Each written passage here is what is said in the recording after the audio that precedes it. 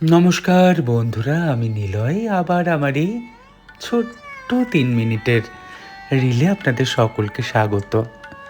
আশা করি সকলে ভালো আছেন। সবাইকে আমার কথা অনুযায়ী ভালো রেখেছেন, তাই তো? আর তার সাথে নিজেকেও খুব ভালো রেখেছেন।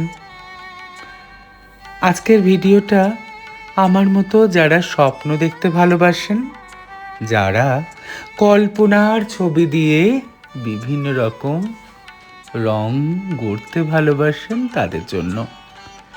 অন্যদের জন্য হয়তো এই ভিডিওটা খুব বোরিং লাগবে, তারা আমার ভিডিও থেকে সরে যেতে পারেন। কিন্তু আমার মনের কথা আপনাদের সব সময় শেয়ার করি। আপনারা আমাকে অনেক ভালোবাসা দিয়েছেন, সেটা তিলে তিলে আরও আমার পৃথিবী বড় হচ্ছে।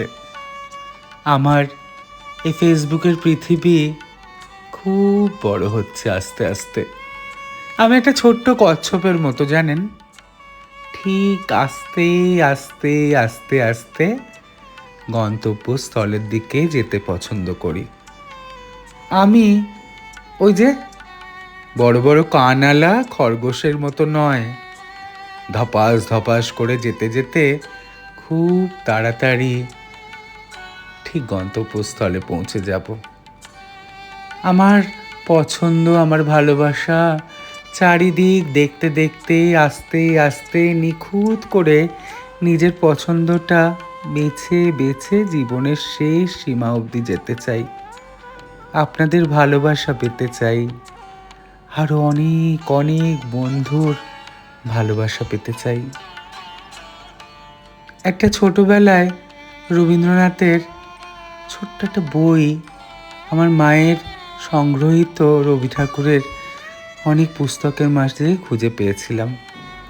আমার ছোট কাকু আর মা রবি ঠাকুরের সমস্ত বই নিয়ে একটা ছোট্ট লাইব্রেরি করেছিল, জানেন।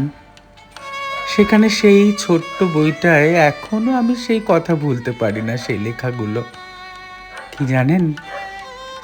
আকাশের কত মেঘ কত ছবি আঁকে, আপনার নাম তবু লিখে নাহি রাখে।